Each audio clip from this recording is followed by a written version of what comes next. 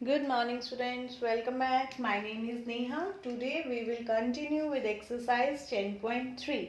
So let's start. It's question number 7.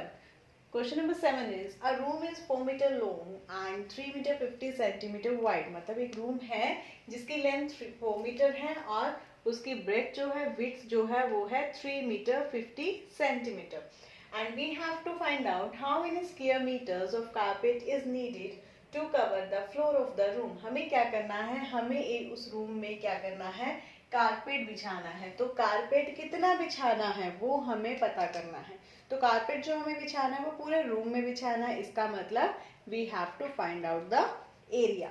ठीक है, तो ये चीज हमेशा ध्यान रखनी है कि हमें एरिया निकालना है या पेरीमीटर निकालना है. उसके लिए हमें क्वेश्चन को ध्यान से रीड करना है. अगर बाउंड्री की बात हो रही है, it means we have to find out the perimeter. पूरे सरफेस की बात हो रही है, it means we have to find out the area. So let's start with the question. Length is given to you 4 metre, breadth is given to you 3 metre 50 centimetre. So मैंने इसको क्या किया, इसको डेसिमल में कन्वर्ट कर लिया है. That is 3.50 metre. And we know the area of rectangle is equal to length multiply by breadth. तो लेंथ 4 है, ब्रेथ हमारे पास 3.5 मीटर स्क्वायर हो गया. तो इसको मैंने मल्टीप्लाई किया, we got 14.00. It means 14 metre square. तो हमें कितना कारपेट की रिक्वायरमेंट है पूरे रूम को कवर करने के लिए, रूम फ्लोर पे लगाने के लिए, दैट इज 14 मीटर स्क्वायर. यही उन्होंने हमसे पूछा था. Now see question number 8. Important question. A floor is 5 meter long and 4 meter wide. A square carpet of sides 3 meter is laid on the floor. Find the area of the floor that is not carpeted. अब आप लोग भी अपने घरों में देखते होंगे carpet बिछाते हैं और समटाइम्स पूरे फ्लोर पे, मतलब जो रूम है उसके पूरे फ्लोर पे नहीं होता और कुछ एरिया ऐसा होता है जहाँ पे कारपेट नहीं बिछा होता. तो उन्होंने हमसे यही पूछा है कि आपने उस फ्लोर का वो एरिया बताना है जिसके ऊपर कारपेट नहीं बिछा हुआ. देखिए बेटा, ये हमारे पास फ्लोर है, ठीक है जी, जिसकी लेंथ हमारे पास गिवन है 5 मीटर, ब्रेथ गिवन है 4 मीटर. इसके ऊपर क्या है, एक स्क्वायर कारपेट बिछा हुआ है जिसकी जो साइड है वो है 3 मीटर. एक स्क्वायर कारपेट बिछा हुआ है जिसकी, सपोज कर लो ये स्क्वायर कारपेट है जिसकी साइड है 3 मीटर. तो हमें ये बताना है ये जो एरिया जहां पे ये कारपेट नहीं है वो कितना है. तो आप उसके लिए क्या करेंगे, आप बहुत इजी है ये निकालना. आप क्या कीजिए, इसके रेक्टेंगल के एरिया में से स्क्वायर के एरिया को माइनस कर दीजिए. जो बचेगा वो क्या आ जाएगा, area of the floor that is not carpeted. क्योंकि ये जो कारपेट जहां पे नहीं बिछा हमें वो बताना है. तो आप क्या कीजिए, ये बड़े वाला जो रेक्टेंगल है उसमें से ये जो अंदर हमने कारपेट बिछाया हुआ है उसका एरिया माइनस कर दीजिए. Okay, got it. Now see, I have find it out here. Length of floor, breadth of floor and area of floor. This is a rectangle. ठीक है, तो रेक्टेंगल का फॉर्मूला क्या होता है एरिया का, लेंथ इंटू ब्रेथ. तो हमारे पास आ गया फ्लोर का area 20 metre square. Now come to the carpet. Carpet हमारा जो है स्क्वायर कारपेट है, ठीक है जी. तो साइड गिवन है उसकी 3 मीटर. एरिया हमने फाइंड आउट कर लिया, that is side into side, formula लगाया और वी गॉट 9 मीटर स्क्वायर.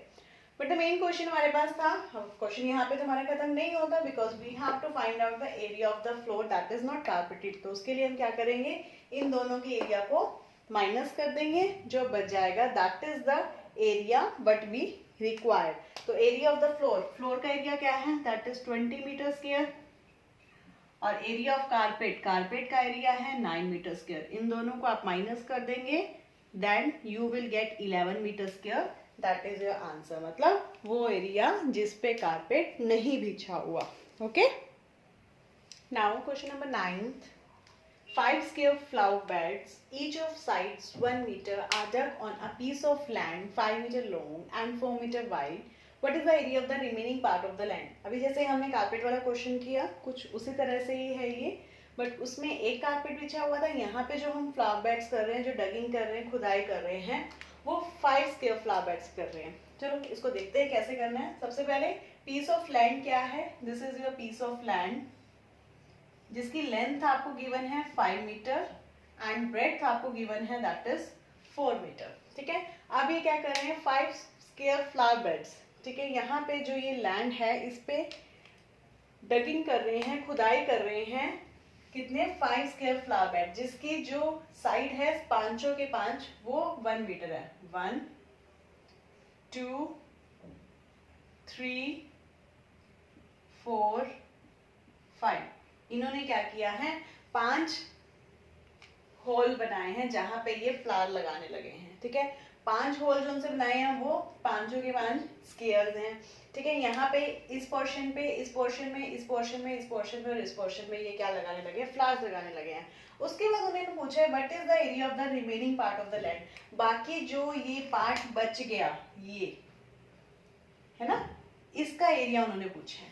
तो पिछले क्वेश्चन में क्या था, हमने area of the rectangle minus area of the square कर दिया था, ठीक है ना।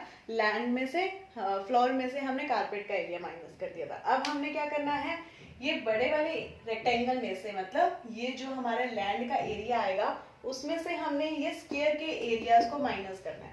अब इन्होंने हमें ये बताया कि जितने भी ये स्क्वायर्स हैं सब की जो साइड है वो 1 मीटर है, ठीक है ना, सबकी 1 मीटर है। तो हम क्या करेंगे, एक स्क्वायर का एरिया फाइंड आउट कर लेंगे, जो एक स्क्वायर का एरिया आएगा उसको हम 5 से मल्टीप्लाई कर देंगे, वो सबका एरिया आ जाएगा, ठीक है। फिर उनमें हम क्या करेंगे, जो हमारे ये एरिया, ये रेक्टेंगल का एरिया आएगा उसमें से पांचों के एरिया को हम माइनस कर देंगे। तो माइनस करने के बाद जो बच जाएगा वो क्या आ जाएगा, area of the remaining part of the land. चलिए देखते हैं कैसे करना है इस क्वेश्चन को। Now see, I have solved here area of the land. Area of land निकाल लिया, फॉर्मूला लगा length into breadth that is 20 metre square. Square flower bed, एक स्क्वायर फ्लावर बेड का हमारे पास साइड 1 मीटर की है, तो मैंने उसका एरिया निकाल लिया 1 मीटर स्क्वायर। बट मुझे तो, हमने क्या किया था, यहाँ पे 5 फ्लावर बेड्स बनाए हैं, तो मुझे 5 के 5 फ्लावर बेड्स का एरिया चाहिए। तो बट साइड सेम होने की वजह से मैं क्या करूंगी, इसी के एरिया को 5 से मल्टीप्लाई कर दूंगी, तो ये क्या हो जाएगा, 5 फ्लावर बेड्स का एरिया आ गया, दैट इज 5 मीटर स्क्वायर। अब मुझे क्या करना है, बट मुझे तो निकालना है area of the remaining part of the land. Remaining part, तो हमने क्या करना है, रेक्टेंगल के एरिया में से इन पांचों फ्लावर बेड के एरिया को माइनस कर देंगे, जो बचेगा that will be our answer. तो लैंड का एरिया क्या है, दैट इज 20 मीटर स्क्वायर, और फ्लावर बेड्स का, 5 फ्लावर बेड्स का एरिया क्या है, दैट इज 5 मीटर स्क्वायर। तो 20 minus 5 that is 15 metre square जो है वो एरिया है जहां पर फ्लावर बेड्स नहीं लगे। Okay students, now see last question from this exercise and from this chapter also. How many tiles whose length and breadth are 12 centimeter and 5 centimeter respectively will be needed to fit in a rectangular region whose length and breadth are given to you?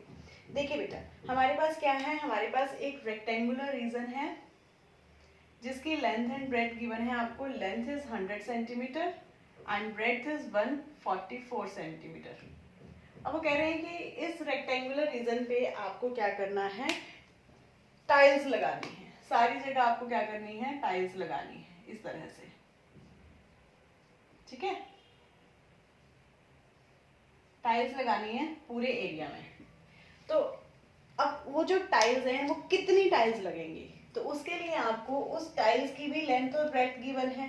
तो मतलब अब एक tile कितना area ले रहा है ये total, वो भी हमें फाइंड आउट करना है, इस रीजन का फाइंड आउट करना है, और हमें फाइनली निकालनी है number of tiles, how many number of tiles are used here. तो उसके लिए आप क्या करेंगे, दोनों के एरियाज को निकालिए और उसको डिवाइड कर दीजिए, then you will get number of tiles to be used in the particular area. Now see, I have find out the area of the rectangular region and the area of the tiles. Rectangular region का जो length थी 100 centimeter given थी and breadth है 144 centimeter. From here I have find out the area that is 14,400 centimeter square.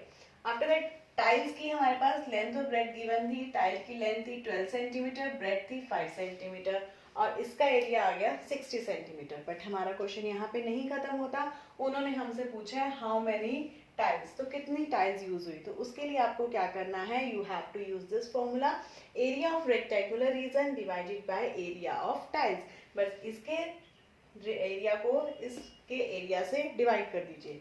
तो rectangular reason का area क्या है 14,400 और टाइल्स का एरिया है 60। ठीक है, तो इसको अब आप डिवाइड कर देंगे, then you will get 240 tiles. मतलब इतनी टाइल्स इस पर्टिकुलर एरिया में यूज होगी। इसका एक और पार्ट है, that will B you try by yourself. Okay, hope so you understand these questions. Try करते रहिए, प्रैक्टिस कीजिए। ठीक है students, okay bye, take care.